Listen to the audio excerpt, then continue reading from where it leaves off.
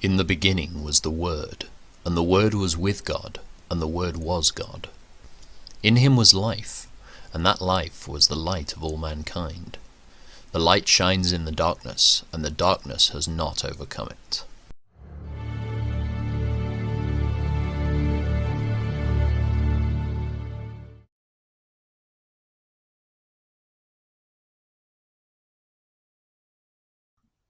When all the Amorite kings west of the Jordan, and all the Canaanite kings who lived along the Mediterranean coast, heard how the Lord had dried up the Jordan River so the people of Israel could cross, they lost heart and were paralyzed with fear because of them.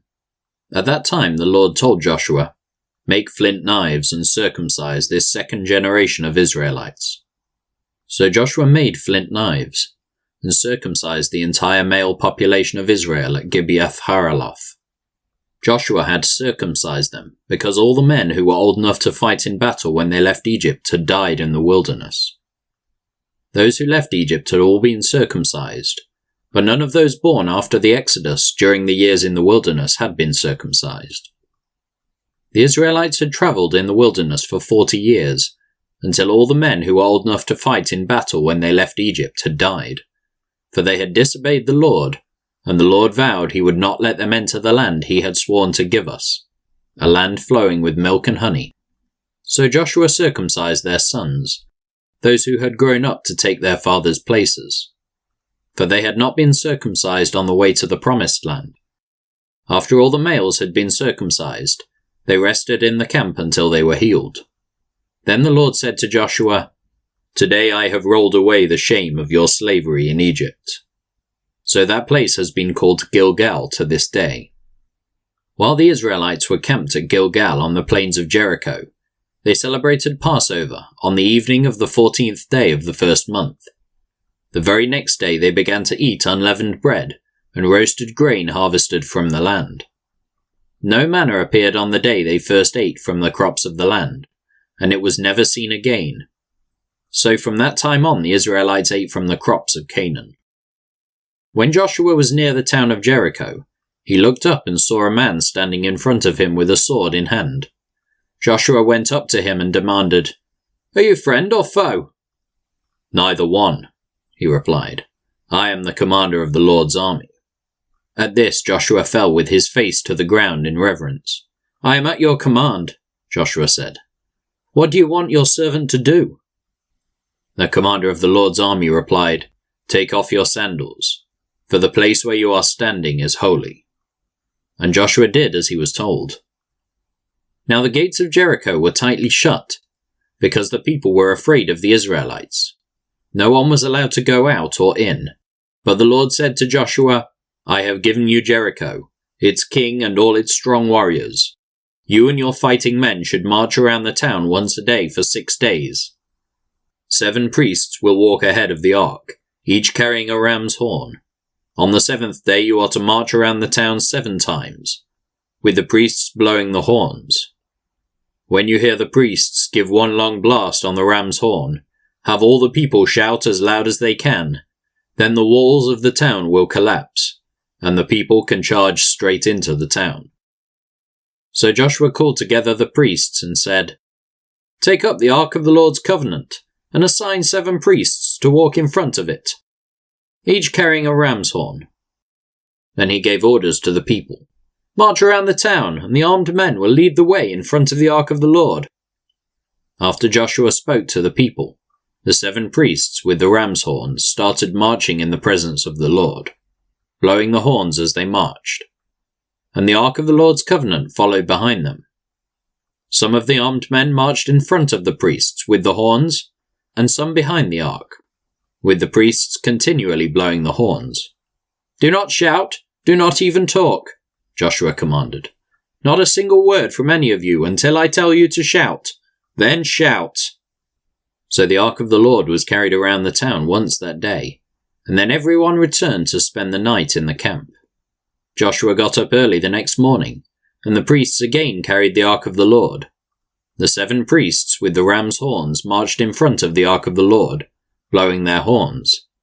Again the armed men marched both in front of the priests with the horns and behind the ark of the Lord. All this time the priests were blowing their horns. On the second day they again marched around the town once and returned to the camp. They followed this pattern for 6 days. On the 7th day the Israelites got up at dawn and marched around the town as they had done before, but this time they went around the town 7 times. The 7th time around, as the priests sounded the long blast on their horns, Joshua commanded the people, "Shout, for the Lord has given you the town. Jericho and everything in it must be completely destroyed as an offering to the Lord. Only Rahab the prostitute and the others in her house will be spared, for she protected our spies. Do not take any of the things set apart for destruction, or you yourselves will be completely destroyed, and you will bring trouble on the camp of Israel. Everything made from silver, gold, bronze, or iron is sacred to the Lord and must be brought into his treasury." When the people heard the sound of the ram's horns, they shouted as loud as they could. Suddenly the walls of Jericho collapsed, and the Israelites charged straight into the town and captured it. They completely destroyed everything in it with their swords, men and women, young and old, cattle, sheep, goats, and donkeys. Meanwhile, Joshua said to the 2 spies, "Keep your promise. Go to the prostitute's house and bring her out along with all her family." The men who had been spies went in and brought out Rahab, her father, mother, brothers, and all the other relatives who were with her. They moved her whole family to a safe place near the camp of Israel. Then the Israelites burned the town and everything in it. Only the things made from silver, gold, bronze, or iron were kept for the treasury of the Lord's house. So Joshua spared Rahab the prostitute and her relatives who were with her in the house, because she had hidden the spies Joshua sent to Jericho. And she lives among the Israelites to this day. At that time Joshua invoked this curse. "May the curse of the Lord fall on anyone who tries to rebuild the town of Jericho. At the cost of his firstborn son he will lay its foundation. At the cost of his youngest son he will set up its gates." So the Lord was with Joshua, and his reputation spread throughout the land. But Israel violated the instructions about the things set apart for the Lord. A man named Achan had stolen some of these dedicated things. So the Lord was very angry with the Israelites. Achan was the son of Carmi, a descendant of Zimri, son of Zerah, of the tribe of Judah. Joshua sent some of his men from Jericho to spy out the town of Ai, east of Bethel, near Beth-aven. When they returned, they told Joshua, "There's no need for all of us to go up there. It won't take more than 2,000 or 3,000 men to attack Ai. Since there are so few of them, don't make all our people struggle to go up there." So approximately 3,000 warriors were sent, but they were soundly defeated. The men of Ai chased the Israelites from the town gate as far as the quarries, and they killed about 36 who were retreating down the slope. The Israelites were paralyzed with fear at this turn of events, and their courage melted away. Joshua and the elders of Israel tore their clothing in dismay, threw dust on their heads, and bowed face down to the ground before the ark of the Lord until evening. Then Joshua cried out, "O sovereign Lord, why did you bring us across the Jordan River if you are going to let the Amorites kill us? If only we had been content to stay on the other side.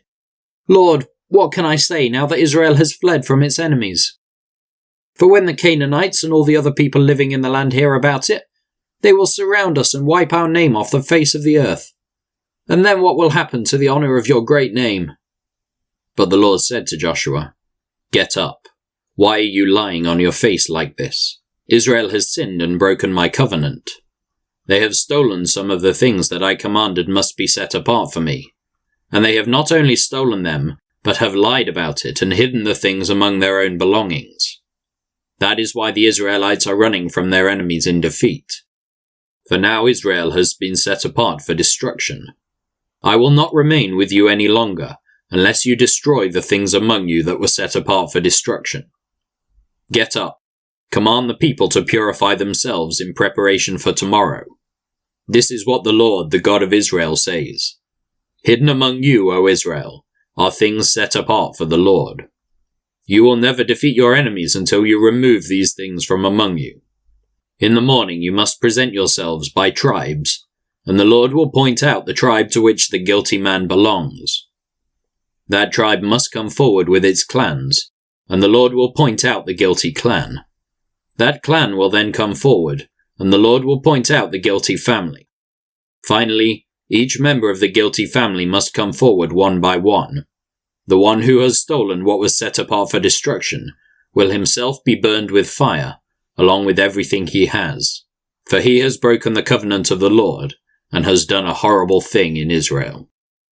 Early the next morning Joshua brought the tribes of Israel before the Lord, and the tribe of Judah was singled out. Then the clans of Judah came forward, and the clan of Zerah was singled out. Then the families of Zerah came forward, and the family of Zimri was singled out. Every member of Zimri's family was brought forward person by person, and Achan was singled out. Then Joshua said to Achan, "My son, give glory to the Lord, the God of Israel, by telling the truth. Make your confession and tell me what you have done. Don't hide it from me." Achan replied, "It is true. I have sinned against the Lord, the God of Israel. Among the plunder I saw a beautiful robe from Babylon, 200 silver coins, and a bar of gold weighing more than a pound. I wanted them so much that I took them. They are hidden in the ground beneath my tent, with the silver buried deeper than the rest." So Joshua sent some men to make a search. They ran to the tent and found the stolen goods hidden there, just as Achan had said, with the silver buried beneath the rest. They took the things from the tent and brought them to Joshua and all the Israelites. Then they laid them on the ground in the presence of the Lord. Then Joshua and all the Israelites took Achan, the silver, the robe, the bar of gold, his sons, daughters, cattle, donkeys, sheep, goats, tent, and everything he had, and they brought them to the valley of Achor. Then Joshua said to Achan, "Why have you brought trouble on us? The Lord will now bring trouble on you." And all the Israelites stoned Achan and his family and burned their bodies. They piled a great heap of stones over Achan, which remains to this day. That is why the place has been called the Valley of Trouble ever since. So the Lord was no longer angry. Then the Lord said to Joshua, "Do not be afraid or discouraged. Take all your fighting men and attack Ai, for I have given you the king of Ai, his people, his town, and his land. You will destroy them as you destroyed Jericho and its king, but this time you may keep the plunder and the livestock for yourselves. Set an ambush behind the town." So Joshua and all the fighting men set out to attack Ai. Joshua chose 30,000 of his best warriors and sent them out at night with these orders: "Hide in ambush close behind the town and be ready for action. When our main army attacks, the men of Ai will come out to fight as they did before, and we will run away from them. We will let them chase us until we have drawn them away from the town, for they will say, 'The Israelites are running away from us as they did before.' Then, while we are running from them, you will jump up from your ambush and take possession of the town, for the Lord your God will give it to you. Set the town on fire as the Lord has commanded. You have your orders." So they left and went to the place of ambush between Bethel and the west side of Ai. But Joshua remained among the people in the camp that night. Early the next morning Joshua roused his men and started towards Ai, accompanied by the elders of Israel. All the fighting men who were with Joshua marched in front of the town and camped on the north side of Ai, with a valley between them and the town. That night Joshua sent 5,000 men to lie in ambush between Bethel and Ai on the west side of the town. So they stationed the main army north of the town, and the ambush west of the town. Joshua himself spent that night in the valley. When the king of Ai saw the Israelites across the valley, he and all his army hurried out early in the morning and attacked the Israelites at a place overlooking the Jordan Valley. But he didn't realize there was an ambush behind the town. Joshua and the Israelite army fled towards the wilderness as though they were badly beaten. Then all the men in the town were called out to chase after them. In this way they were lured away from the town. There was not a man left in Ai or Bethel who did not chase after the Israelites, and the town was left wide open. Then the Lord said to Joshua, "Point the spear in your hand towards Ai, for I will hand the town over to you." Joshua did as he was commanded. As soon as Joshua gave this signal, all the men in ambush jumped up from their position and poured into the town. They quickly captured it and set it on fire. When the men of Ai looked behind them, smoke from the town was filling the sky, and they had nowhere to go, for the Israelites who had fled in the direction of the wilderness now turned on their pursuers. When Joshua and all the other Israelites saw that the ambush had succeeded, and that smoke was rising from the town, they turned and attacked the men of Ai. Meanwhile, the Israelites who were inside the town came out and attacked the enemy from the rear. So the men of Ai were caught in the middle, with Israelite fighters on both sides. Israel attacked them, and not a single person survived or escaped.